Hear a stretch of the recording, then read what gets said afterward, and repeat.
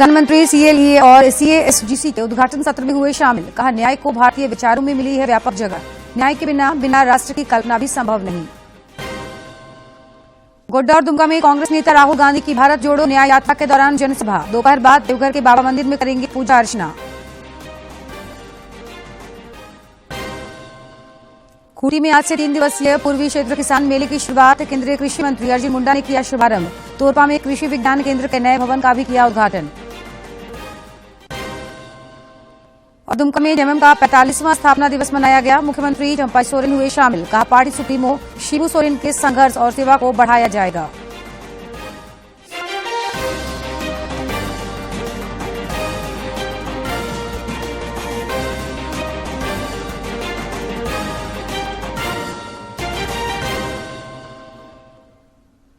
नमस्कार, खबर झारखंड में आपका स्वागत है। मैं हूं जयलक्ष्मी और अब समाचार विस्तार से। भारत के वरिष्ठ नेता और पूर्व उप प्रधानमंत्री लालकृष्ण आडवाणी को भारत रत्न मिलेगा। प्रधानमंत्री नरेंद्र मोदी ने सोशल मीडिया एक्ट पर पोस्ट कर ये जानकारी दी है। भारत के पूर्व उप प्रधानमंत्री लालकृष्ण आडवाणी को मिलेगा भारत रत्न। लालकृष्ण आडवाणी से बात करके प्रधानमंत्री नरेंद्र मोदी ने उन्हें इस पर बधाई दी है। आपको बता दें कि लालकृष्ण आडवाणी भाजपा के वरिष्ठ नेता रहे हैं और प्रधानमंत्री नरेंद्र मोदी ने उन्हें इस पर बधाई दी है। उन्हें भारत रत्न दिए जाने की घोषणा की गई है। लालकृष्ण आडवाणी, जो कि भारतीय जनता पार्टी के वरिष्ठ नेता, भारत के पूर्व उप प्रधानमंत्री रहे हैं, भारत के पूर्व गृह मंत्री रहे हैं, उन्हें भारत रत्न दिए जाने की घोषणा की गई है। प्रधानमंत्री नरेंद्र मोदी ने ट्वीट कर ये जानकारी दी है। आपको बता दें कि एक्स के माध्यम से प्रधानमंत्री नरेंद्र मोदी ने ये जानकारी दी। उन्होंने बधाई दी। उन्होंने कहा कि बेहद ही खुशी हो रही है इस सम्मान को देकर के। भारत रत्न की घोषणा के बाद प्रधानमंत्री नरेंद्र मोदी ने क्या कुछ कहा एक्स के माध्यम से, वो हम आपको बता रहे हैं। उन्होंने कहा कि one of the most respected statesman of our times, his contribution to the development of India is monumental. He is a life that started from working at the grassroots for serving the nation as a deputy prime minister। उन्होंने कहा कि किस तरह से उन्होंने लालकृष्ण आडवाणी के योगदान को याद किया। उन्होंने बताया कि किस तरह से उन्होंने जड़ों में रह करके भारत की जड़ों को किस तरह से सींचा है और उन्होंने किस तरह से उप प्रधानमंत्री का अपना जो जिम्मेदारी थी उसे उन्होंने निभाया। हमारे समय के सबसे सम्मानित राजनेताओं में से वो एक है। भारत के विकास में उनका योगदान अविस्मरणीय है। उनका जीवन जमीनी स्तर पर काम करने से शुरू होकर हमारे उप प्रधानमंत्री के रूप से देश में सेवा करने तक आ रहा है। उन्होंने हमारे गृह मंत्री और सूचना एवं प्रसारण मंत्री के रूप में भी अपनी पहचान बनाई। उनके संसदीय हस्तक्षेप हमेशा अनुकरणीय और समृद्ध अंतर्दृष्टि से भरे रहे हैं। प्रधानमंत्री नरेंद्र मोदी ने ट्वीट कर भारत के उप प्रधानमंत्री लालकृष्ण आडवाणी को बधाई दी है। उन्होंने कहा कि किस तरह से उन्होंने सार्वजनिक जीवन में दशकों तक लंबी सेवा की और उन्होंने राष्ट्र को अपनी सेवाएं देकर के किस तरह से संपूर्ण भारत के विकास के लिए काम किया और उन्होंने बेहद ही खुशी जताई। उन्होंने कहा कि भारत रत्न की घोषणा किए जाने पर मैं उन्हें बहुत बहुत बधाई देता हूं। प्रधानमंत्री नरेंद्र मोदी ने आज नई दिल्ली में राष्ट्रमंडल विधिक शिक्षा संघ से जुड़े महान्यायवादी और सॉलिसिटर जनरल सम्मेलन का उद्घाटन किया। सम्मेलन का विषय है सीमा पार न्याय उपलब्धता की चुनौतियां। इसमें न्यायिक प्रक्रिया में बदलाव, वकालत के नैतिक पहलू, कार्यपालिका की जवाबदेही और वर्तमान में विधिक शिक्षा की स्थिति पर चर्चा होगी। सम्मेलन में एशिया, प्रशांत, अफ्रीका, कैरेबियाई देशों के महान्यायवादी, सॉलिसिटर जनरल और अंतर्राष्ट्रीय शिष्टमंडल भाग ले रहे हैं। अपने संबोधन में प्रधानमंत्री ने कहा कि न्याय को भारतीय विचारों में व्यापक जगह मिली है। उन्होंने कहा कि न्याय के बिना किसी भी राष्ट्र की कल्पना संभव नहीं है। Been given great importance in Indian thoughts. Ancient Indian thinkers say, "Nyayamulam Swarajyam Syat." It means justice is at the root of independent self-governance. Without justice, even the existence of a nation is not possible. Friends, the theme of this conference is cross-border challenges in justice delivery. In a highly connected, rapidly changing world, this is a very relevant topic. प्रधानमंत्री नरेंद्र मोदी आज ओडिशा के संबलपुर में 68,000 करोड़ रुपए से अधिक की बुनियादी ढांचा परियोजनाओं को राष्ट्र को समर्पित करेंगे। श्री मोदी जगदीशपुर हल्दिया और बोकारो घामरा पाइपलाइन परियोजना के घामरा अंगुल पाइपलाइन खंड का उद्घाटन करेंगे और तलाबीरा थर्मल पावर परियोजना की आधारशिला रखेंगे। संबलपुर में एक सार्वजनिक कार्यक्रम के दौरान 68,000 करोड़ रुपए से अधिक लागत की कई बुनियादी ढांचा परियोजनाओं का उद्घाटन, लोकार्पण और शिलान्यास रखेंगे। प्रधानमंत्री ओडिशा के संबलपुर में आयोजित एक सार्वजनिक कार्यक्रम में कई परियोजनाओं का उद्घाटन, लोकार्पण और शिलान्यास करेंगे। प्रधानमंत्री जगदीशपुर, हल्दिया और बोकारो धामरा पाइपलाइन परियोजना के धामरा अंगोल पाइपलाइन खंड का उद्घाटन करेंगे। साथ ही प्रधानमंत्री ऊर्जा गंगा के अंतर्गत 2,450 करोड़ रुपए से अधिक की लागत से निर्मित यह परियोजना ओडिशा को राष्ट्रीय गैस ग्रिड से जोड़ेगी। कार्यक्रम के दौरान प्रधानमंत्री लगभग 28,980 करोड़ रुपए लागत की कई विद्युत परियोजनाओं का लोकार्पण और आधारशिला भी रखेंगे। प्रधानमंत्री ओडिशा के झारसुगुड़ा जिले में 550 करोड़ रुपए से अधिक की लागत से तैयार आईबी वैली वाशरी का भी उद्घाटन करेंगे। यह गुणवत्ता, नवाचार और स्थिरता का प्रदर्शन करते हुए कोयला प्रसंस्करण में महत्वपूर्ण परिवर्तन का प्रतीक होगा। इसके अलावा प्रधानमंत्री लगभग 2,146 करोड़ रुपए की लागत की रेलवे परियोजनाओं का लोकार्पण और आधारशिला भी रखेंगे। पीएमआईआईएम संबलपुर के स्थायी परिसर का भी उद्घाटन करेंगे। इसके अलावा वे झारसुगुड़ा प्रधान डाकघर विरासत भवन भी राष्ट्र को समर्पित करेंगे। कांग्रेस नेता राहुल गांधी की न्याय यात्रा इन दिनों झारखंड में है। आज पाकुड़ के बाद राहुल गांधी अपने भारत जोड़ो न्याय यात्रा के क्रम में गोड्डा पहुंचे। गोड्डा के सरकंडा मोड़ के रास्ते राहुल गांधी की यात्रा जिले में प्रवेश की। यहां जयराम रमेश और प्रदीप यादव ने भी राहुल गांधी के साथ हाथ हिलाकर लोगों का अभिवादन किया और समर्थन मांगा।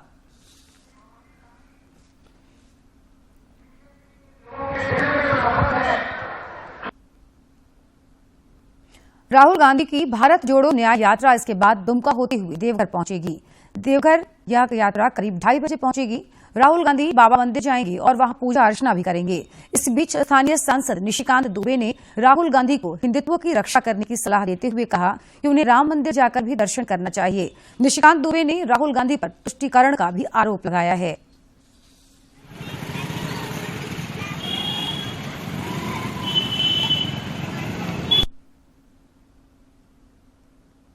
उधर भाजपा के प्रदेश अध्यक्ष बाबूलाल मरांडी ने कांग्रेस सांसद डीके सुरेश के बयान पर नाराजगी जाहिर की है। उन्होंने कहा कि देश तोड़ना कांग्रेस के डीएनए में शामिल है। उन्होंने यह भी आरोप लगाया कि कांग्रेस को सत्ता के लिए देश का विभाजन भी स्वीकार है। तो राहुल गांधी कहने को तो भारत जोड़ो यात्रा कर रहे हैं, लेकिन वास्तव में इस बयान से ऐसा लगता है कि वो भारत जोड़ो यात्रा नहीं बल्कि भारत तोड़ो यात्रा है।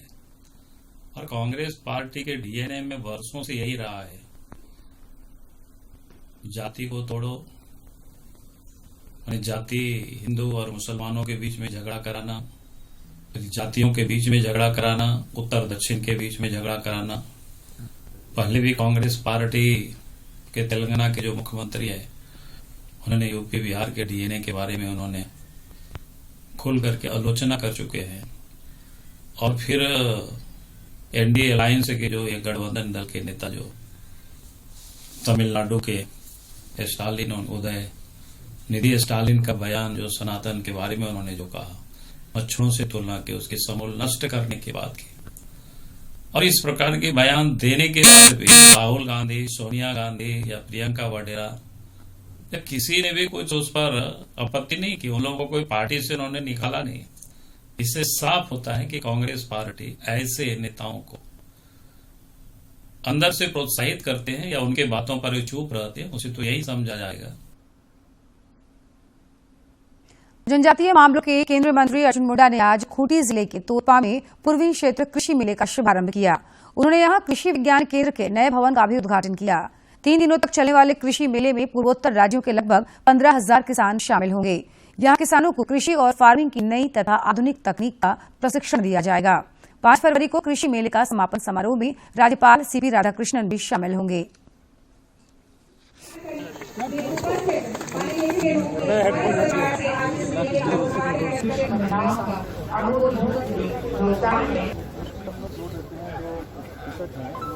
ये तो ठीक है, अभी कहते हैं हमने प्रोजेक्ट चले हैं कि इसका जो आप स्किलिंग करके से डेवलप करने अगर जो कितना भी हर टॉपिक का रिलीज हो जाएगा जी। और ये 14 साइज ग्रेड से डाले हैं, हर ग्रेड को सर अलग अलग आता है जी। और उसके बाद सर मणिपुर उपराजधानी दुमका के गांधी मैदान में कल देर रात झारखंड मुक्ति मोर्चा का 45वां स्थापना दिवस समारोह संपन्न हुआ। स्थापना दिवस समारोह में मुख्यमंत्री चंपई सोरेन, झारखंड मुक्ति मोर्चा के राजमहल सांसद विजय हंसदा, पूर्व विधानसभा अध्यक्ष शशांक शेखर भोक्ता सहित पार्टी के कई नेताओं ने हिस्सा लिया। हालांकि पहली बार ऐसा हुआ कि स्थापना दिवस कार्यक्रम में शिबू सोरेन परिवार का कोई भी सदस्य शामिल नहीं था। इस दौरान मुख्यमंत्री चंपई सोरेन ने कहा कि पार्टी सुप्रीमो शिबू सोरेन के संघर्ष और सेवा को आगे बढ़ाया जाएगा।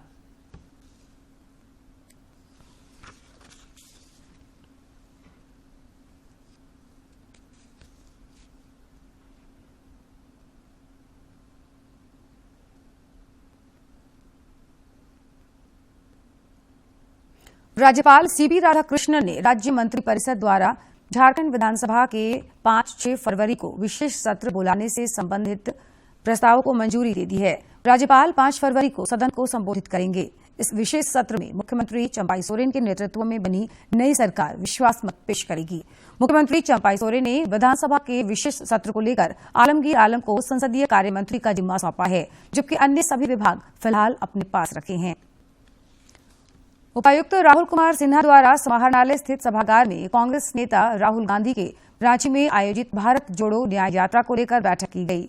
बैठक में उपायुक्त ने कार्यक्रम के दौरान सुरक्षा के पुख्ता इंतजाम करने का निर्देश दिया।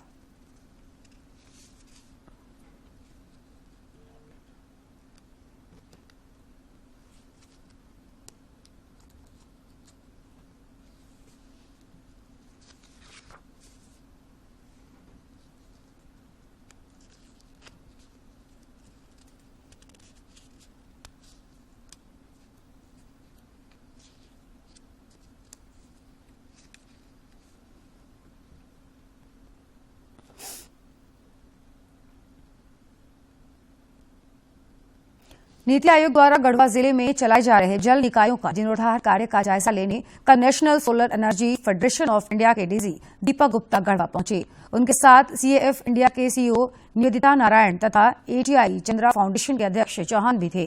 गढ़वा पहुंचने पर जिले के उपायुक्त ने इनका स्वागत किया और बाद में सबों ने गढ़वा प्रखंड के परिहारा पंचायत के पासादत बांध तथा महुलिया पंचायत के खुखनू बांध पहुंचे। यहां हो रहे कार्यों पर उन्होंने प्रसन्नता व्यक्त की।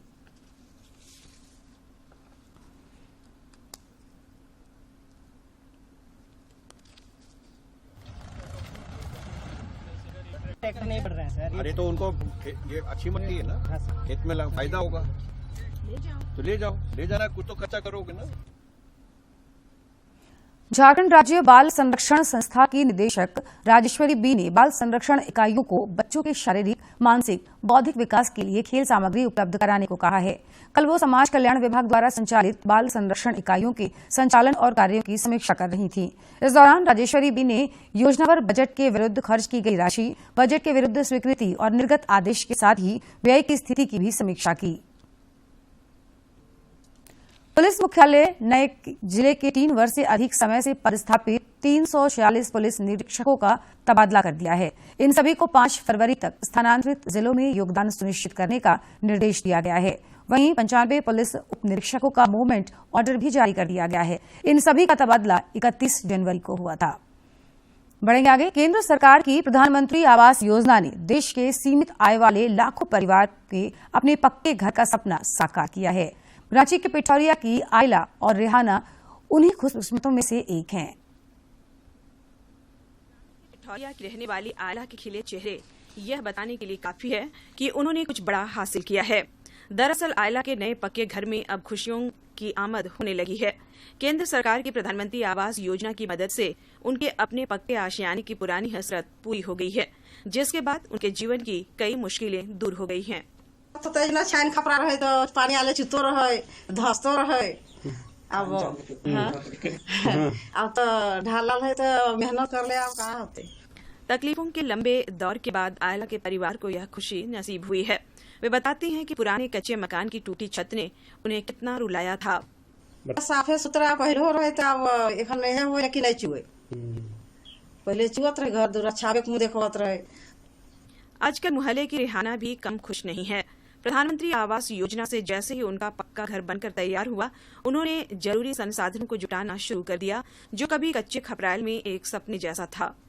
पहले हम लोग कच्चा मकान में रहते थे, कि पड़ोस में तो अब प्रधानमंत्री का आवास मिल गया तो हम मिला जुला के कुछ पैसा और बनाया घर, तो अभी बहुत ठीक है।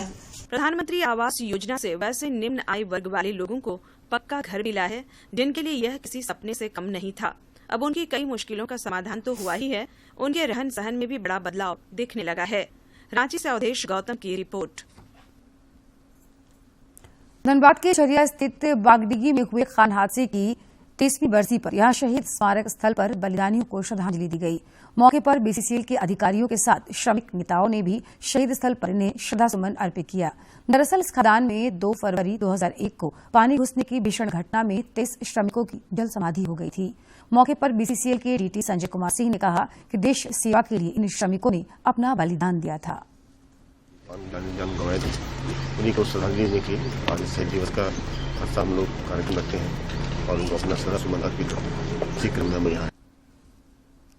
सांसद खेल महाकुंभ को लेकर प्रधानमंत्री नरेंद्र मोदी ने अपना वीडियो संदेश दिया है। सांसद खेल महाकुंभ में हजारों खिलाड़ी हिस्सा ले रहे हैं। पीएम ने अपने संदेश में कहा कि खिलाड़ियों की भावना को भाजपा सांसद खेल महाकुंभ से मदद मिलती है। खिलाड़ी हमेशा से चाहते थे कि उन्हें ग्राउंड लेवल पर ज्यादा से ज्यादा खेलने का मौका मिले।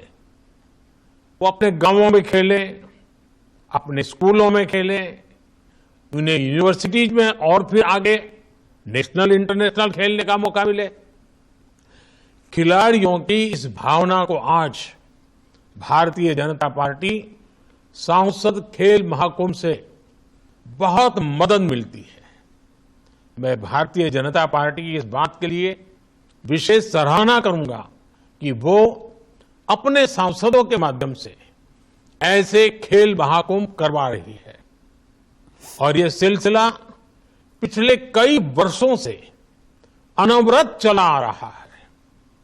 बीजेपी सांसद खेल महाकुंभ ने जिलों में, राज्यों में लाखों लाख होनहार खिलाड़ियों को खेलने का मौका दिया है। ये खेल महाकुंभ नए खिलाड़ियों को तलाशने और तराशने का भी बड़ा माध्यम बन रहे हैं और अब तो भाजपा सांसद बेटियों के लिए भी विशेष खेल महाकुंभ का आयोजन करने जा रहे हैं।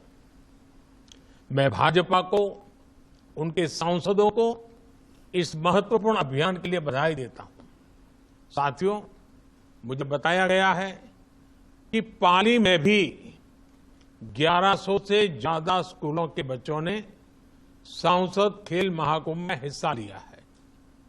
2 लाख से ज्यादा खिलाड़ी खेलने के लिए आगे आए हैं। इन 2 लाख खिलाड़ियों को इस महाकुंभ के माध्यम से जो एक्सपोजर मिला है, अपनी प्रतिभा दिखाने का जो मौका मिला है, वो अभूतपूर्व है। मैं संसद में अपने सहयोगी पीपी चौधरी जी को बधाई देता हूं कि उन्होंने इतना शानदार आयोजन किया है। राजस्थान की वीर भूमि के युवाओं ने हमेशा ही सेना से लेकर खेलों तक देश की शान बढ़ाई है। मुझे विश्वास है कि अब सब खिलाड़ी इस विरासत को ऐसे ही निरंतर आगे बढ़ाएंगे। आईसीसी अंडर 19 विश्व कप क्रिकेट के सेमीफाइनल में भारत ने जगह बना ली है। दक्षिण अफ्रीका में खेले जा रहे इस विश्व कप के कल हुए सुपर 6 के एक अहम मुकाबले में भारत ने नेपाल पर 132 रन से शानदार जीत दर्ज की। भारत ने इस मैच में पहले बल्लेबाजी करते हुए 6 विकेट पर 297 रन बनाए। इस लक्ष्य का पीछा करने उतरी नेपाल की पूरी टीम 165 रन पर ही सिमट गई। और अब बात कर लेते हैं मौसम की। राज्य के ज्यादातर हिस्सों में अगले 2 दिनों तक मौसम शुष्क रहेगा, जबकि पश्चिमी विक्षोभ की वजह से 5 और 6 तारीख को कुछ राज्य के कुछ इलाकों में हल्की बारिश होने का पूर्वानुमान मौसम विभाग ने जताया है। इस दौरान सवेरे में हल्का कोहरा और कम विजिबिलिटी रहेगी। हालांकि न्यूनतम तापमान में किसी बड़े बदलाव की संभावना नहीं है।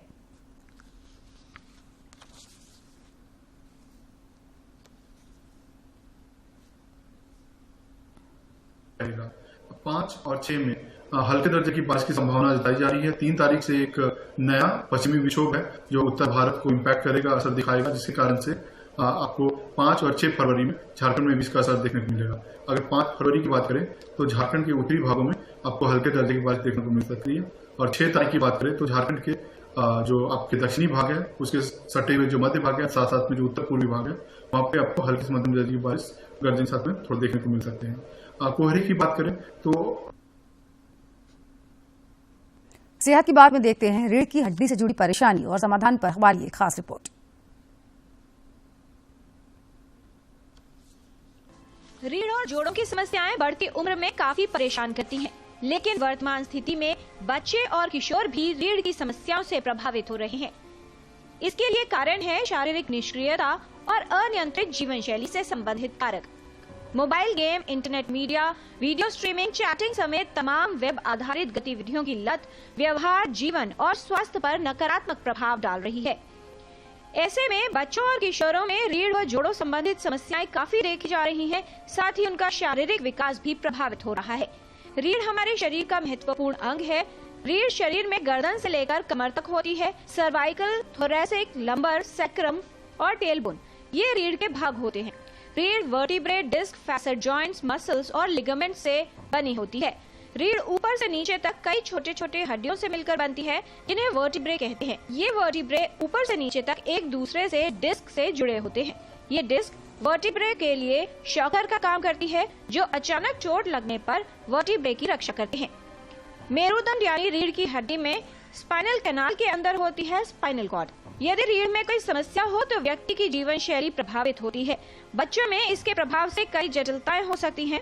शारीरिक सक्रियता के साथ जीवन शैली में कुछ बदलाव करने से और सावधानी रखने से बच्चों और किशोरों में रीढ़ व अन्य समस्याओं का खतरा कम किया जा सकता है। किरण भारद्वाज, डीडी न्यूज।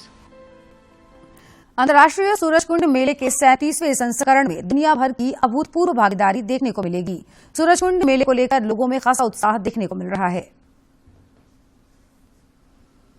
मेले में किर्गिस्तान से चोलपोन भी आई हुई हैं। We are so excited. Thank you for inviting us. They're so funny. They're so interesting. It's so cultural exchanging. Very beautiful dances, music, cultural things made by hand. We bought some Kyrgyz caps. It's like this. It's all of this is made by hand. This is homemade stuff, and this is natural things. These caps we are selling for 1,000 from 1,000 to 1,500 soms because it's all handmade and natural. I love India. I love the coloring of this. I love the culture. I love this Indian dances. It's so beautiful. Uganda से अग्नेश भी अपने उत्पादों को प्रदर्शित कर रही हैं। Ma'am, how do you feel? Yeah, I'm good. I feel good. Yes, we feel good. This is Uganda. We've got our products, handmade products. Mainly have products from wood. We have wood carvings. We have bracelets, earrings, necklaces, and different other products. We are so glad to be in India because the people are hospitable and they are welcoming. Yeah.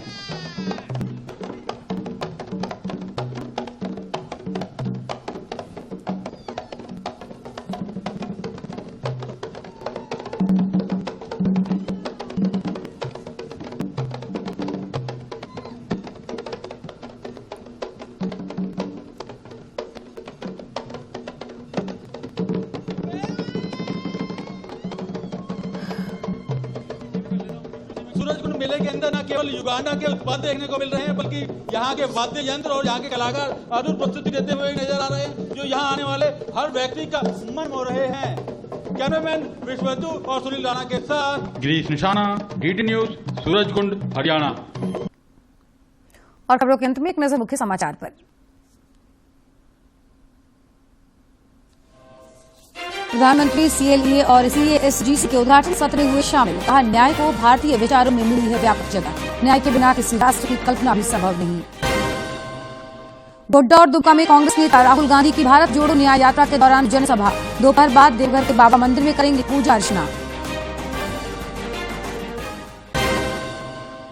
Khunti में आज से 3 दिवसीय पूर्वी क्षेत्र किसान मेले की शुरुआत। केंद्रीय कृषि मंत्री अर्जुन मुंडा ने किया शुभारंभ। तोरपा में कृषि विज्ञान केंद्र के नए भवन का भी किया उद्घाटन।